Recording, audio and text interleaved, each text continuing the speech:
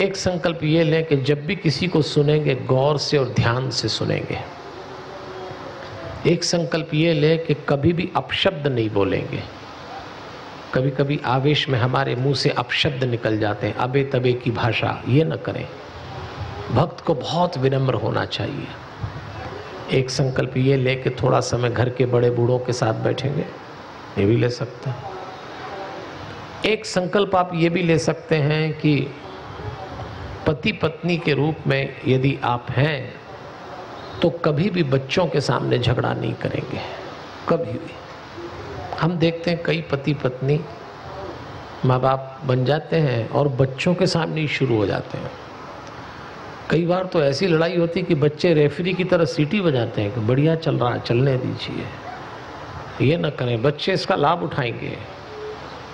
लड़ते हुए माता पिता को देख के कोई भी संतान तृप्त नहीं हो पाएगी, विकृति होगी। ये भी संकल्प लें। एक संकल्प ये ले कि अपने जीवन साथी का, जीवन साथी मतलब पति के लिए पत्नी, पत्नी के लिए पति, सार्वजनिक रूप से अपमान नहीं करेंगे। कई बार ऐसा होता है कि पति पत्नी को ध्यान ही नहीं रहता और सबके सामने एक दूसरे को अपमानित कर देते हैं, ये भी ना करें। हालांकि पति पत्नी के झगड़े का कोई निदान कोई नहीं निकाल सकता, पर कम से कम ये है कि सबके सामने थोड़ा, मैं हमेशा कहता हूँ कि मैंने तो देखा है, एक पति पत्नी में जब मतभेद चलते हैं तो वो चलते ही रहते हैं, और लड़ाई होती तो घर में हो जाए और कहीं हो जाए, ये हमारी व्यासपीठ तक चलती लड़ाई कई जोड़े की। तो क्योंकि हम तो देखते हैं कि हमारी व्यासपीठ पे जब कुछ जोड़े पूजा करने आते हैं, पति पत्नी आते हैं, तो यहाँ पूजा कर रहे हैं, फिर वो पत्नी उनको निर्देश देना शुरू करती कि तिलक लगाओ पंडित जी को।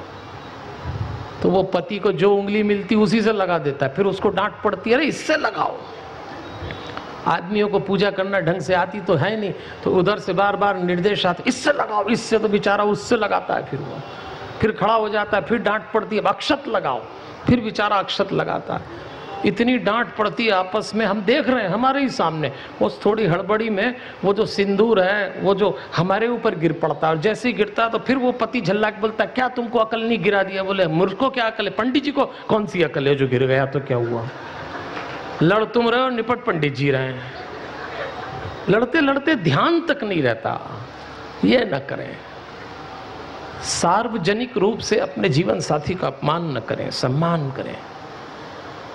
एक संकल्प ये भी ले सकते हैं कि सास बहू यदि आप हैं तो सास बहू हाथ में हाथ डाल के शाम को घूमने निकल जाए, हाथ में हाथ डाल के, ये भी संकल्प लीजिए। अखबार वाले फोटो भी छापेंगे आपका, करके देखिए आप। ये तो समझ ही नहीं आ रहा कि सासू लोग ताली बजा रही हैं कि बहू लोग बजा रही हैं, इतने डर डर के क्यों बजा रहे हैं? दो तीन ताली बजाते हैं, बाकी चुपचाप बैठे रहते। भाई जो करना है, कल मैंने आपसे कहा था जो भी करना होश में करना है। जरा जोरदार ताली बजाइए, देखिए पंडाल लबालब हो चुका है।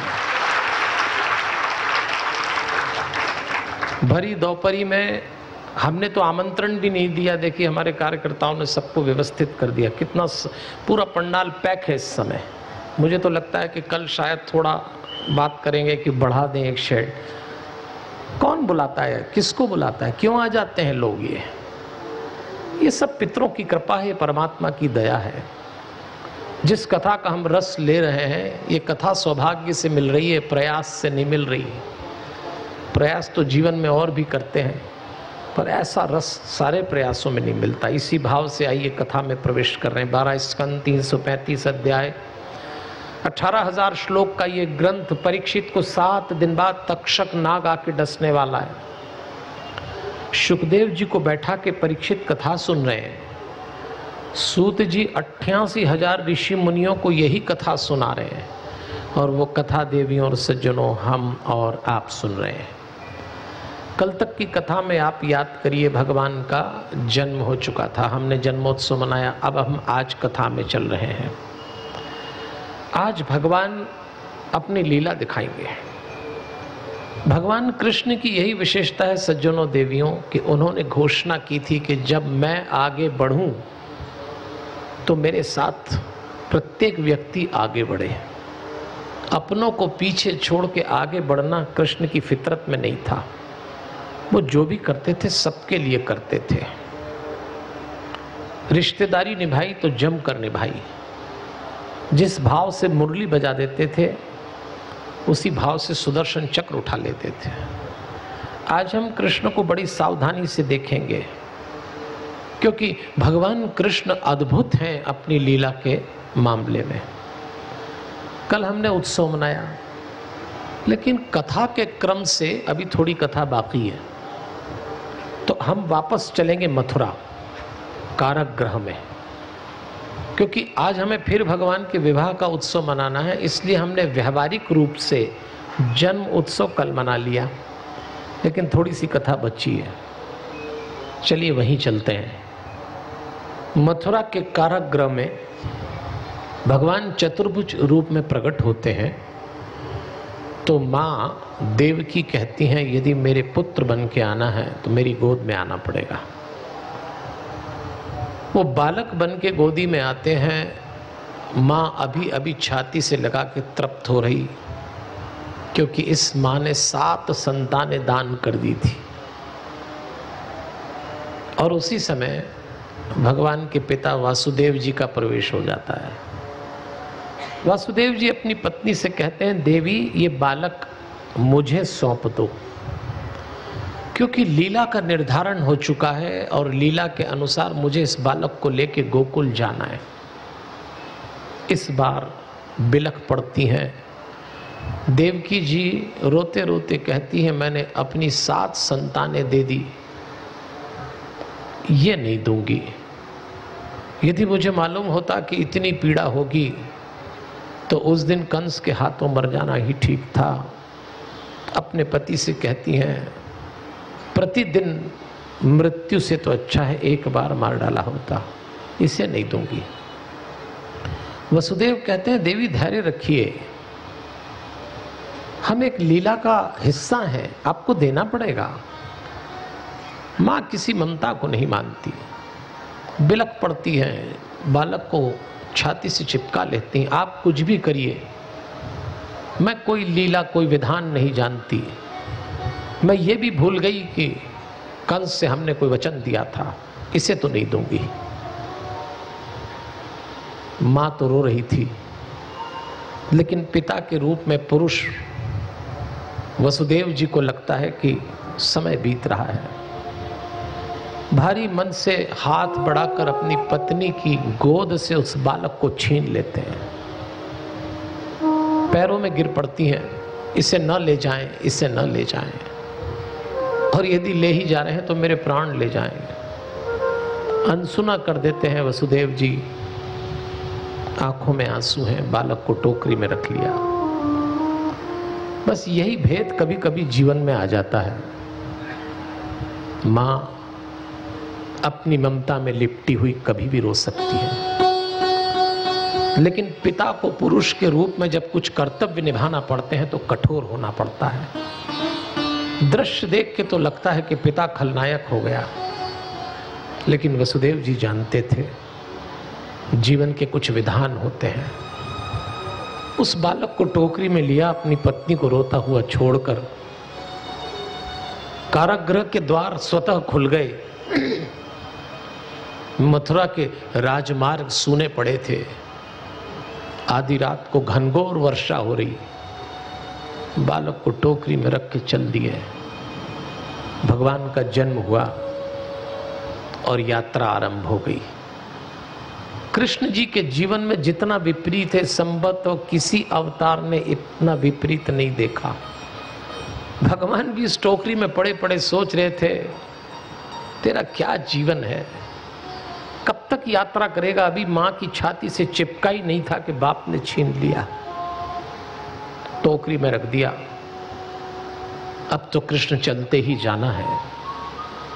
बस इतनी घनघोर वर्षा हुई कि यमुना जी में बाढ़ आ गई।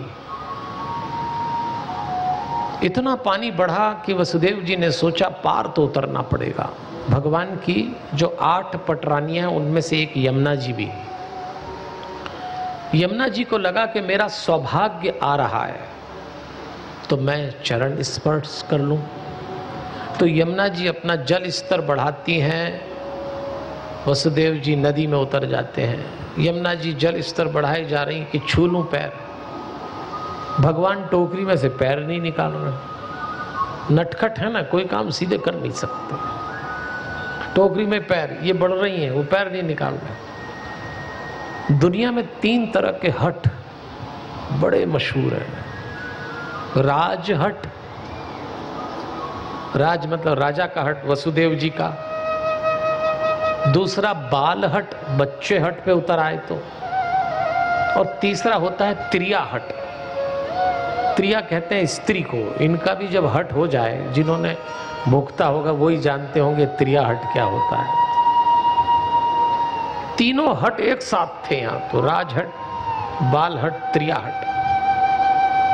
भगवान को लगा कि मैंने पैर बाहर नहीं निकाला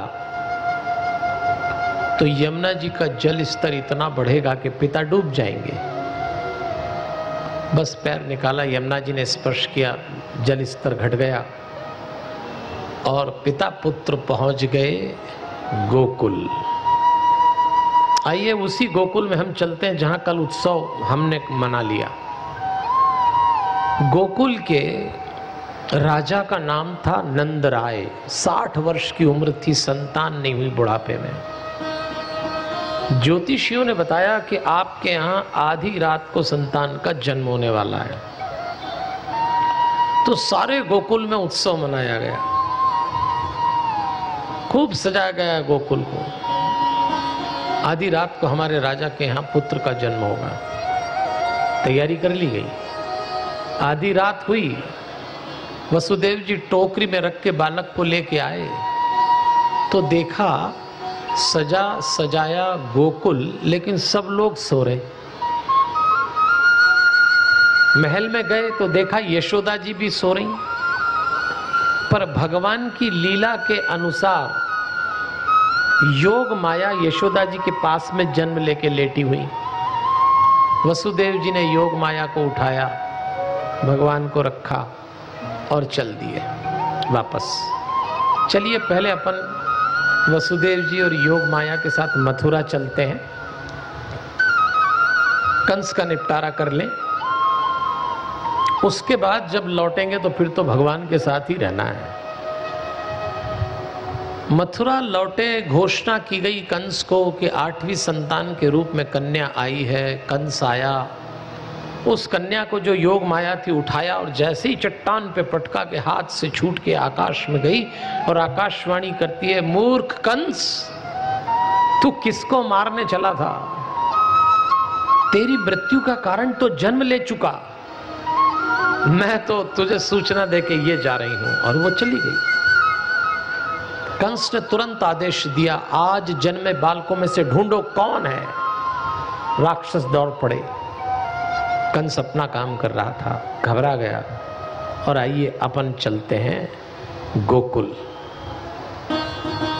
गोकुल में मैया की बगल में आधी रात को भगवान पड़े पड़े टुकुर टुकुर सोच रहे, आंख खोल के देख रहे हैं कि ये खूब रही, मैं आने वाला हूं तो इतना सजाया और जब मैं आया तो सब सो गए। अच्छा, भगवान को पुराना एक्सपीरियंस है इस बात का